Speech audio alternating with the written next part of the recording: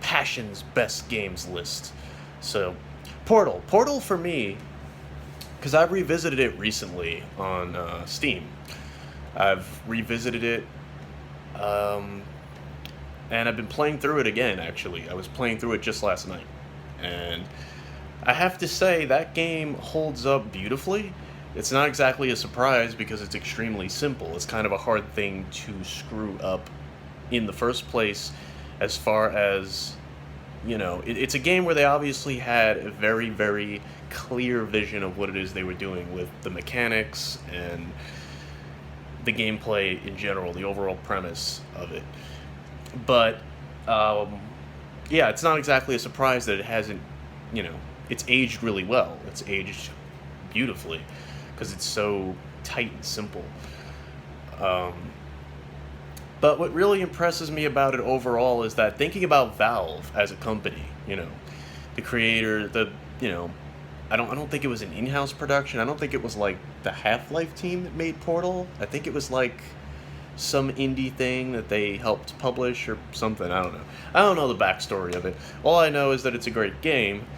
And not long before revisiting Portal, it's like 4 or 5 months ago, the give or take, but freaking Half-Life 2, I revisited that recently. That game does not hold up at all. I don't think Half-Life 2 has aged well at all. I don't even think the original Half-Life, at this point, can be said to play terribly well. Like, so many other FPS games have come along since then that have either cribbed from Half-Life or have just surpassed it entirely or set new standards, and I'm not the biggest first-person shooter guy in the first place, but I am very picky about that genre, and I do remember loving Half-Life the first time I played it. It was a crappy PS2 port back in the day, and I still loved it at the time.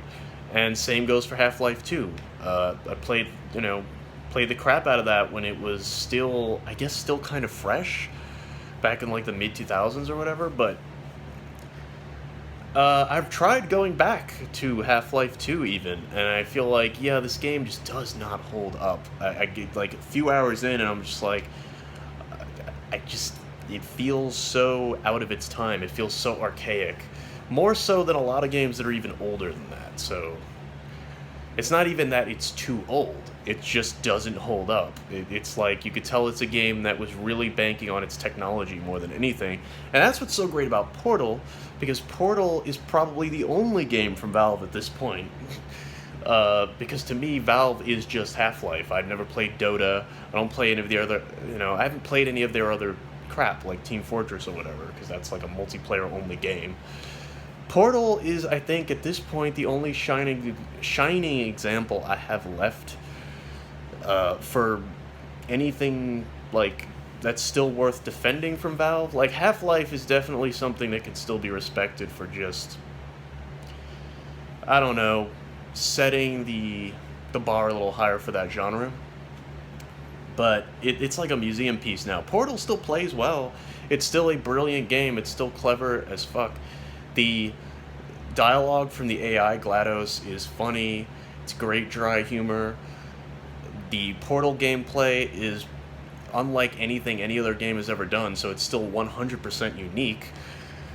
And it's just a brilliant puzzle game. There's no filler, there's no chaff, there's no fat to it, because you could beat it in like 6 hours, I think. So it's a really, really fun, brilliantly conceived game that doesn't have the number of like wear and tear and warts and wrinkles that Half-Life 2 has now. So that's kind of funny to me. But having said all that, while I do still defend Portal as one of the best games ever made and one of the best games of the last generation, just because it manages to do so much with so little. And be so satisfying and engaging and unique, even though you're not fighting enemies, you're not really, you've got little turret gun thingies placed in certain parts of the game that you gotta like outsmart, but for the most part there's no enemies in Portal. It's just, you're learning how to use this awesome tech in all sorts of creative and fun ways. So um, it's one of the most intuitive puzzle games ever made, like without a doubt. Um, and it doesn't overstay its welcome the way Portal 2 does, which is why I was about to say, having said that, Portal 2, I played about maybe 4 or 5 hours in, and I got, like, immediately was just like, yeah, they're just milking something that was already done really well. GLaDOS isn't much fun anymore, it's just kind of, she just becomes this, like, stop villain. It's been talked about before by other game critics out there, so I guess I don't have to. But there are people that defend Portal 2, and it did get very good critical acclaim, I think mostly for its co-op mode, which I don't give a damn about because I hate co-op in games. That requires another human being that wants to sit down and play this as badly as you do, and I do not enjoy that. Because it feels like too much of a necessity to, just sit down and play the game. You know what I mean? So I didn't care at all for Portal 2. I spent like a couple hours with it and then left it behind. But the original Portal, still a great game. I still think it's fantastic. You can get it pretty easily now. I mean, like I said, I got it on Steam, I think for free. Like, play it if you haven't already. It's pretty freaking great. It has one of the best end credits songs in video game history. I still remember the lines to that to this day. It's fun. And of course the cake meme, everybody knows the freaking cake meme. Shouldn't even have to bring up the cake meme.